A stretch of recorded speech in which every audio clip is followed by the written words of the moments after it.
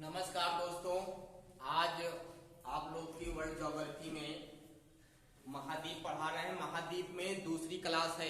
इसके पहले जो क्लास अपलोड किए थे महाद्वीप में आप लोग को पूरा एक साथ जितने महाद्वीप हैं सातों महाद्वीप का एक साथ स्ट्रक्चर दिखा दिए थे। आज एशिया, सबसे पहले हम लोग सातों महाद्वीप में एशिया महाद्वीप का अध्ययन करते हैं, क्योंकि हम लोग पहले जहां रह रहे हैं पहले उसी महाद्वीप को पढ़ ले, ज्यादा अच्छा रहेगा। क्योंकि सब लोग कहते हैं पहले अपना घर देखो उसके बाद दूसरा घर देखो, तो हम लोग पहले अपना ही घर देख लें। तो अपना घर देखने का मतलब है हम लोग का घर कहाँ, किस महाद्वीप में है? एशिया महाद्वीप में है।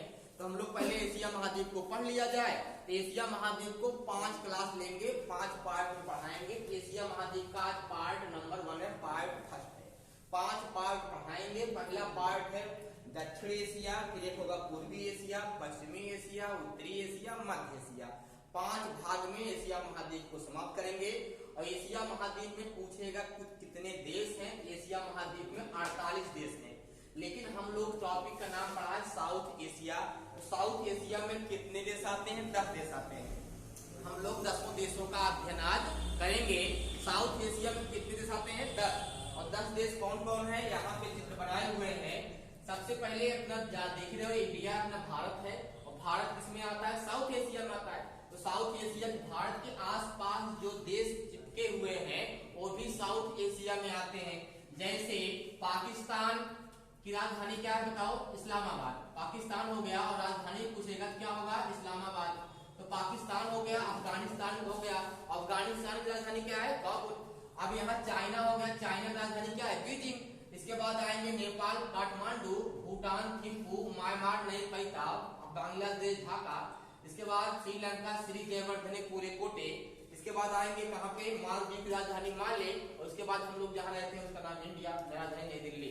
तो गिन लो यहाँ से 1 2 3 4 5 6 7 8 9 10। तो साउथ एशिया में कितने देश आते हैं? 10 देश आते हैं। तो हम लोग 10 देशों का अध्ययन करेंगे।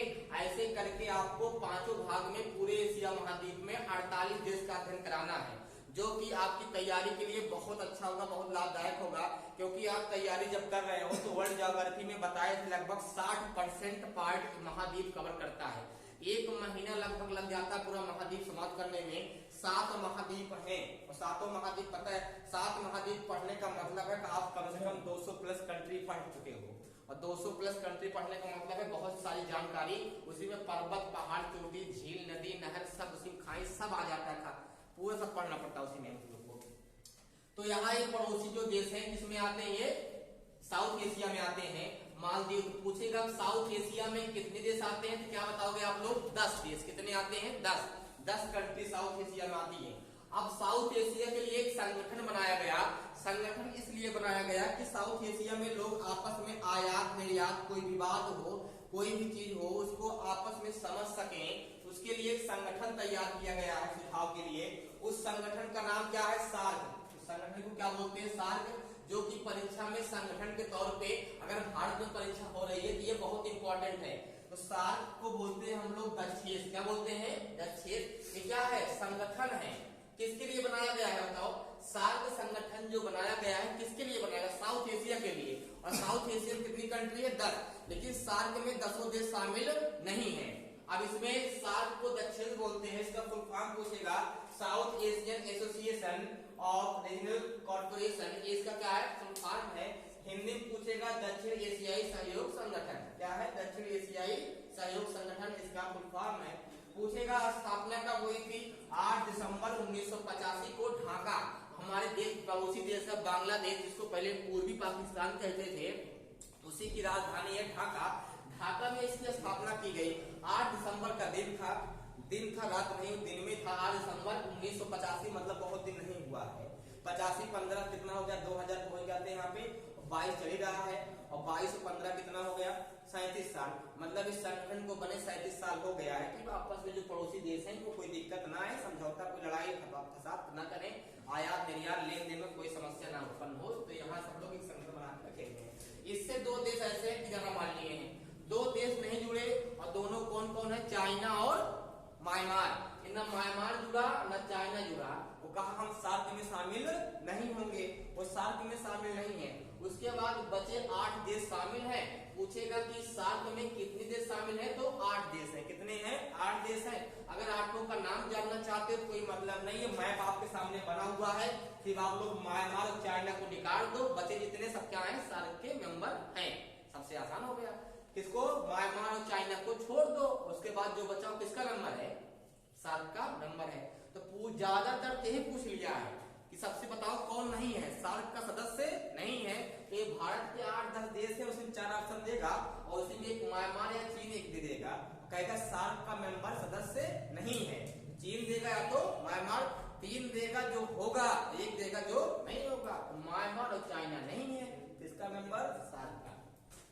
मुख्यालय पूछेगा तो मुख्यालय कई बार आया है। सार्क का मुख्यालय कहाँ पे है? काठमांडू में है।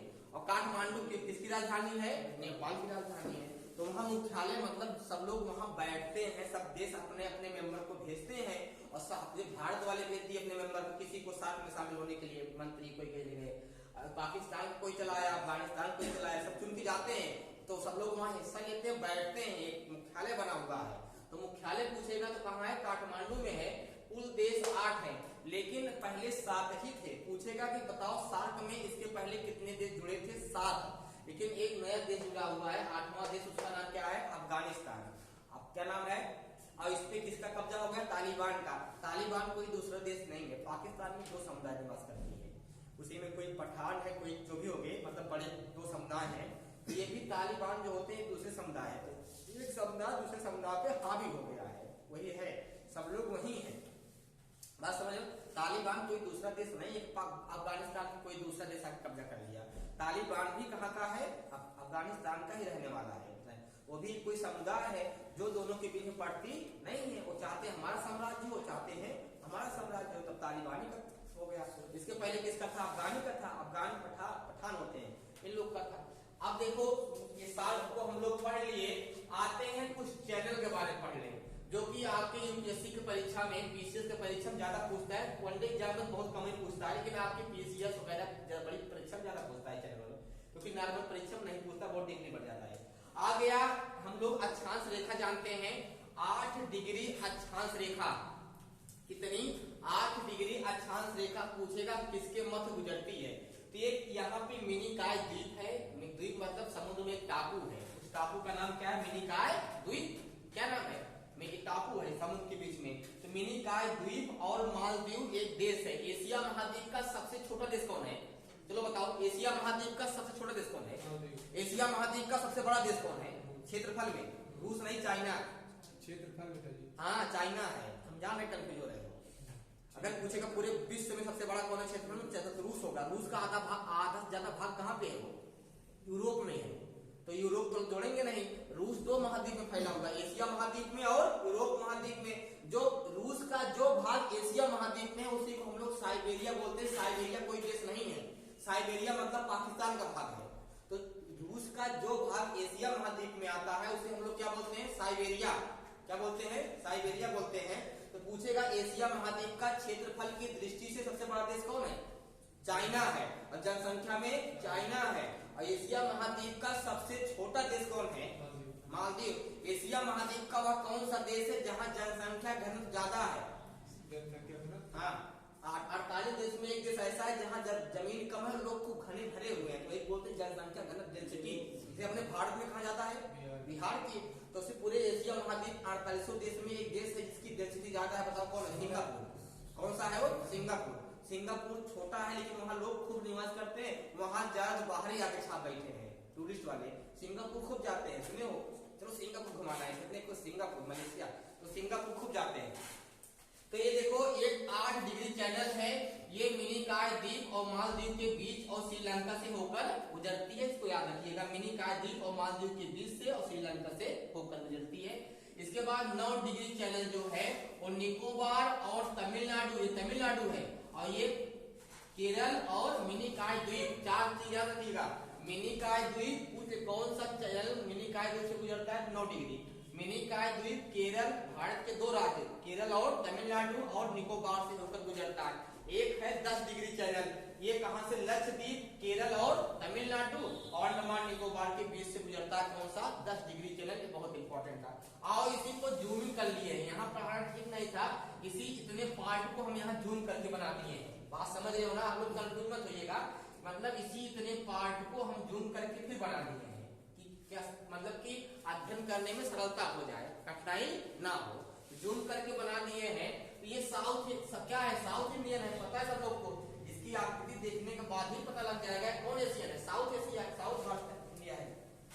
यहीं पे तमिलनाडु में सबसे लास्ट में जहां श्रीलंका के लिए हम लोग जाते हैं, फ्लाइट मारते हैं, यहाँ से जापानी वाले जहाज के लिए जहां जाते हैं, उसका नाम क्या है, रामेश्वरम। क्या नाम है, रामेश्वरम, जहां अब्दुल कलाम का जन्म हुआ था। हमारे देश के जो राष्ट्रपति थे डॉक्टर APJ अब्दुल कलाम, वैज्ञानिक, कितनी बड़ी बड़ी मिसाइल बना के दिए, ठीक है। और उसके बीच में जो ये डैश डैश बना हुआ है, ये है राम सेतु। राम सेतु का मतलब होता है भारत श्रीलंका के बीच में कई जगह टापू बने मिलेगा, क्या मिलेगा, टापू मिलेगा। वही टापू को हम लोग बोल देते हैं राम सेतु। क्या बोलते हैं, राम सेतु। ये राम सेतु को और किस नाम से जानते हैं, एडम ब्रिज। किस नाम से, एडम ब्रिज। बाकी अंग्रेज है क्या, ये एडम ब्रिज कौन है, एडम अंग्रेज है, एक नाम से ब्रिज हो गया कौन, एडम ब्रिज के नाम जानते हैं। राम सेतु को किस नाम जानते हैं, एडम ब्रिज के नाम जानते हैं। अब देखो भारत और श्रीलंका के बीच में पूछेगा मन्नार खाड़ी कहाँ है, भारत और श्रीलंका के बीच में है। पूछेगा पाक खाड़ी कहाँ है, तो भारत श्रीलंका के बीच में है। पूछेगा पाक जल संधि किसको जोड़ता है, श्रीलंका और भारत के जल को जोड़ता है कौन, पाक जल संधि। श्रीलंका के सामने यहाँ टापू है, इसको बोलते हैं मन्नार द्वीप। तो मन्नार द्वीप, पाक जल संधि, पाक खाड़ी, मन्नार खाड़ी, चारों चीज पूछेगा। पाक लगा होगा तो आप लोग पाकिस्तान से मत जोड़िएगा, उसको पहले बता दे रहे हैं। तो यहाँ पाक जल संधि, पाक खाड़ी पूछेगा तो हमेशा याद रखिएगा श्रीलंका और भारत के बीच में। अब पूछेगा मन्नार खाड़ी तो भारत और श्रीलंका के बीच में, और मन्नार द्वीप पूछेगा तो भारत और श्रीलंका के बीच में। श्रीलंका की राजधानी क्या है, श्रीजयवर्धने। आप लोग की क्लास समाप्त होती है साउथ एशिया की। कल अगली क्लास लेंगे मध्य एशिया, कल अगली क्लास होगी मध्य एशिया। धन्यवाद।